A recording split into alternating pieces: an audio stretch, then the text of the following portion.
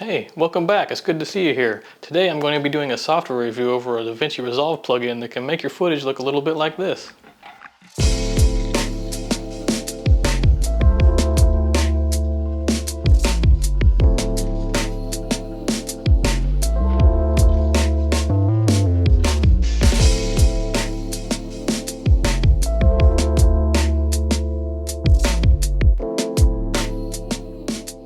Okay, so let me preface this by saying Dehancer reached out to me via Instagram and asked me if I wanted to try their plugin.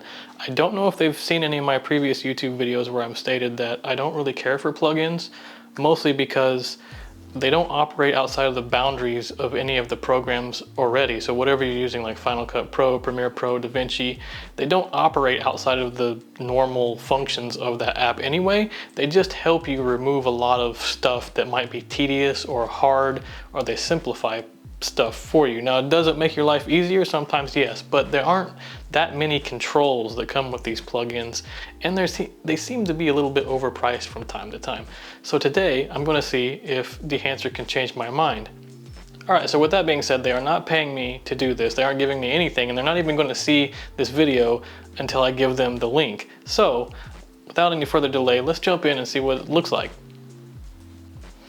Alright, so here we are in Davinci Resolve, and as you can see, I've only got one node. Now, I'm going to do this in one node. Dehancer recommends that you do corrections outside of their Dehancer plugin node, meaning if you want to correct your white balance, exposure, things like that, you should do it outside and then use Dehancer's node last. However, they do make it easy to use a single node, and that's what we're going to do today. The reason is because I want this to be easy replicable for anyone who's watching, because everyone has a different Davinci workflow, and I want to make sure that this is easy to replicate for anyone that might want to be curious about how this works.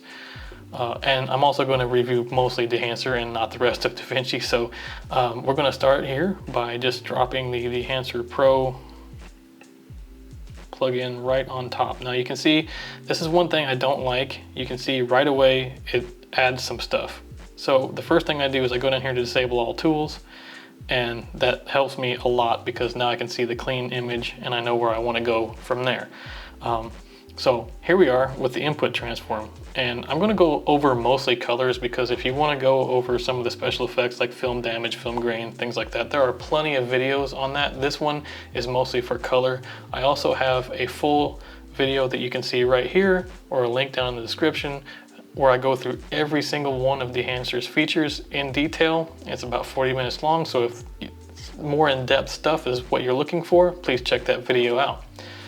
So we're going to start with the input transform, and I'm going to choose a camera. This will be the easiest way to get started. I shot this on Fujifilm X-H2S. It does detect it automatically, however I was using F-Log 2 and not F-Log. And now you have a little bit of corrections here, but first what we're going to do is we're actually going to go down, we're going to enable the film profile, and we're going to choose one. We're going to choose one that we think looks good. Now there are 63 different profiles here, and I need to mention that Dehancer is a real company. They employ, according to their website, 13 full-time people, and this is what they do. They work with camera manufacturers, they work with colorists, and they try their best, their absolute best, to replicate these film styles in this plugin. So you got to give them a lot of credit for that. So let's just look around at some of these and see if any of them look good. I always like the Kodak Gold 200. It's a newer film stock, but I do really like the way it looks.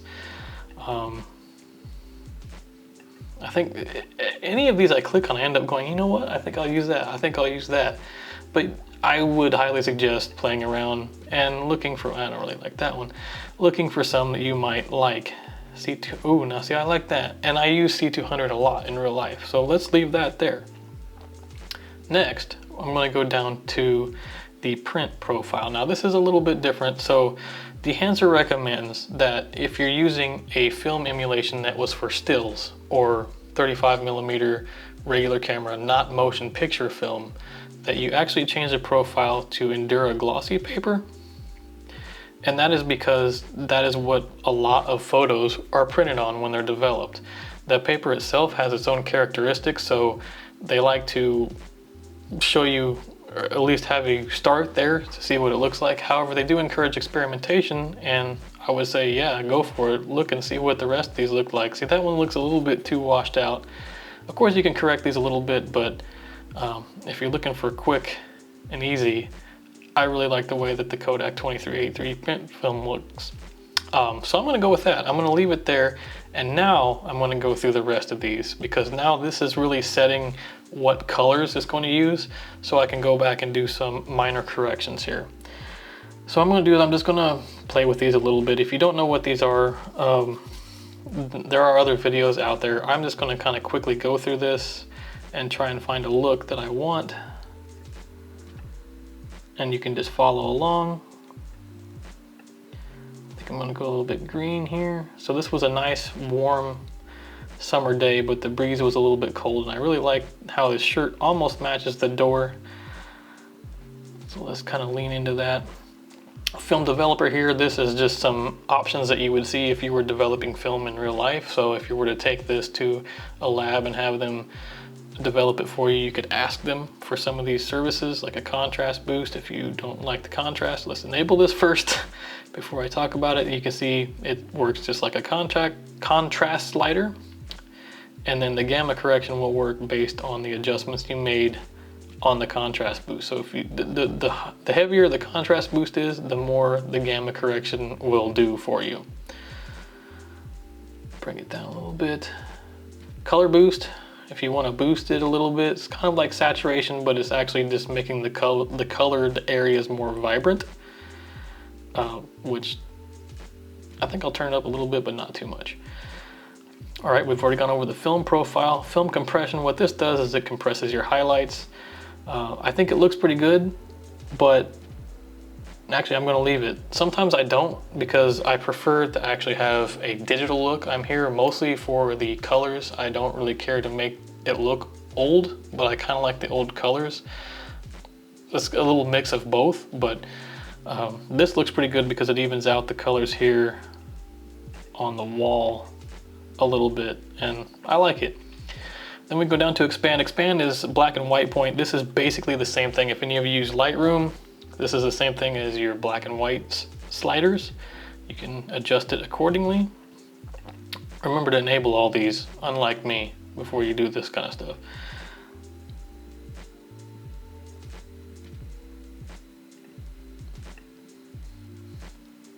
All right, I think that looks pretty good. I'm gonna continue on. You can adjust the print film slightly. I'm not gonna really do too much here just because I think it looks like I want it to already. I'm sort of feeling like I'm there. So I don't think I'm gonna play with this too much. There's an analog range limiter. If you want to enable this, you can. And you can see down here on the waveform that when you do that, it compresses the data a little bit to fit into more realistic analog film parameters, which is pretty cool. We've got the color head. So the color head, this is like, I'm not gonna go into too much, but relative to what we use today, this is a lot like color calibration in Lightroom. If any of you use Lightroom Classic like I do, at the very bottom you'll notice there's a color calibration piece. It is not in the newest Lightroom yet, but it is in Lightroom Classic still. I use it all the time. This is very similar to that. So you can kind of change you can calibrate your blues more towards yellow or blue. Again, enable. I'd rather have them all disabled and have to enable them than have them all enabled from the start. I'm gonna go with a more yellow on this one. A little bit more green too, kind of get that vintage look out there. I'm gonna put some reds in there because it was kind of warm that day. And then the shadows tones are basically changing the temperature of the individual tones. So if you want more warm shadows or cooler shadows, you can adjust them accordingly. I'm gonna warm it up a little bit, give it that summer vibe. I'm gonna bring the highlights tone down a little bit so that the blue sky stays pretty blue.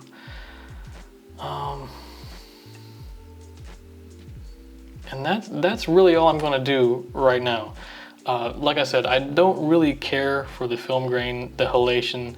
I do like bloom, and I'll enable it just so we can see if it can compete with my filters, and normally it does. If it's not enough for you, there's all these custom modes for every one of these special effects that you can sort of adjust it accordingly, but I have found that, at least in the case of bloom, that the default works really well. If you want to see kind of what it's doing in the background, you can enable mask mode. Film damage, this is something that I've never really cared for. Film breath, gate weave, and of course halation and film grain. I do like the way halation looks. I really do like it a lot, but I don't really want to use it in this particular clip, and I don't really use halation that often unless I'm trying to make a vintage clip. So I'm going to kind of skip over these because they're not my favorite. But again, I did do a longer video on this. If you're interested, the link's down in the description, click that, and I go into detail about these a little bit further. I am going to do a vignette because it does do a little bit better right out of the box than the Davinci vignette. It's not as extreme and it's a little bit easier to work with, and I always like the look of a vignette. And then we have a few other tools here. The monitor is really helpful. You can turn on false colors if you're trying to dial in your exposure or skin tones or things of that nature. Clipping indication is really nice. You can see what it's doing here. It's turning things blue. That is for where your shadows are crushed. It'll be red for where your highlights are clipping. Output is like the total impact or the total output of overall of every adjustment that you've made. So if you don't like it at 100%, you can always bring it down to 50, and that's basically having all of your adjustments, cutting them in half. And you can see I don't really like the look because I was starting with F-Log 2, which is a little bit too flat for me, but if you've done some corrections prior to that, then it'll scale back the Dehancer adjustments and let your Rec 709 or whatever adjustments you've made prior shine through. We have a LUT generator, which is very helpful. I will say this because Dehancer is very taxing on any system, and the LUT will generate and export a LUT, but only of the color and exposure data. So basically what I've done so far in this little review, it will not export any of the film grain or the special effects, blooming, anything like that on top of it. So keep that in mind, but it is a good place to start because when you import this back, you can go here to your LUTs, you can import it, and you have Dehancer. See this Dehancer F-Log 2 Fuji Color C200 and Kodak Vision 50D. If you apply those, your playback will be much faster. So watch this, if I play this back right now, you'll see I'm getting about 8 frames per second. If I disable bloom, it will probably go to about 14 frames per second. If I disable Dehancer altogether, it will go back to 24 frames per second. So keep that in mind when you're working with it. It is a little bit taxing, so you might want to use this export. Then we have some options that are specific to the plugin. If you wanted to go higher quality and have even slower playback, you can enable that. It does make frame to frame, it does make it look a little bit better. However, I prefer fast. License info just shows you some information about the license that you've got. Check profiles will actually go out and check to see if there's any new profiles, camera profiles, print profiles, any of those, and it will download them. And then disable all tools, of course, disables everything. All right, so what I'm going to do right now is I'm going to quickly go into these other clips and give them an edit, and then I'll export that and let you see it.